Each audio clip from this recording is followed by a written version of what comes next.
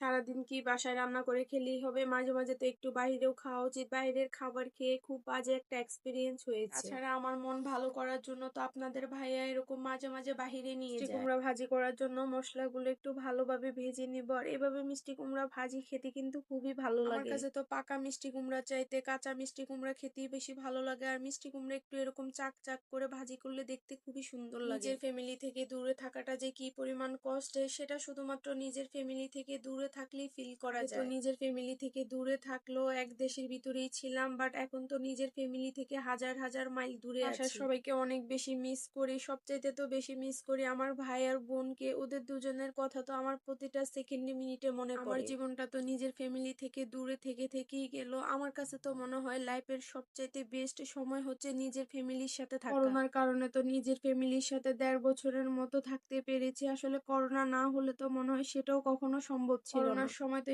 School college সবকিছু বন্ধ ছিল, তাছাড়া ম্যাচও বন্ধ ছিল। তখন একবারে বাসায় চলে এসেছি। আসলে ওই সময়টাতে কারো কারো ফ্যামিলির সাথে লং টাইম থাকার সুযোগ হয়েছে, আবার কারো কারো প্রিয়জন হারাতে হয়েছে। এই তো কথা বলতে বলতে রান্না শেষ হয়ে গিয়েছে। এখন একদম গরম গরম ভাত নিয়েছি খাওয়ার জন্য। এভাবে মিষ্টি কুমড়া ভাজি করলে তো খেতে খুবই ভালো লাগে। আর ভাজির সাথে যদি কাঁচামরিচ খাওয়া হয় তাহলে তো আর কিছুই লাগে না। মিষ্টি কুমড়া ভাজিটা তো খেতে খুবই মজার হয়েছে, আর কাঁচামরিচ খুবই ঝাল ছিল, তারপরও খেতে খুবই ভালো লাগছে। ভাজি দিয়ে খাওয়া শেষ করে এখন নিয়ে নিলাম তেলাপিয়া মাছ দিয়ে। আর সব সময়ের মতো আমি মাছের লেজ খেতেই পছন্দ করি। তেলাপিয়া মাছ ভুনাটাও খেতে অনেক বেশি মজার হয়েছে। সব মিলিয়ে দুপুরের খাবারটা ছিল একদম অসাধারণ। দুপুরের খাওয়া দাওয়া শেষ করে সন্ধ্যার দিকে আমরা দুজনে একটু বের হয়েছি, কেন জানি আজকে বাসায় ভালো লাগতেছিল না। আপনাদের ভাইয়া বলে যে চলো বাহির থেকে ঘুরে আসি, তোমাকে আজকে রুমালি রুটি আর ঝুরা মাংস খাওয়াবো। আপনাদের ভাইয়া নাকি মোবাইলে দেখছে যে রুমালি রুটি আর ঝুরা মাংস ভাইরাল, তাই আমাকে টেস্ট করানোর জন্য নিয়ে আসছে। এই প্রথম এভাবে সামনে থেকে রুমালি রুটি বানাতে দেখলাম, দেখে তো খুবই ভালো লেগেছে। রুটিগুলো অনেক বেশি বড় ছিল।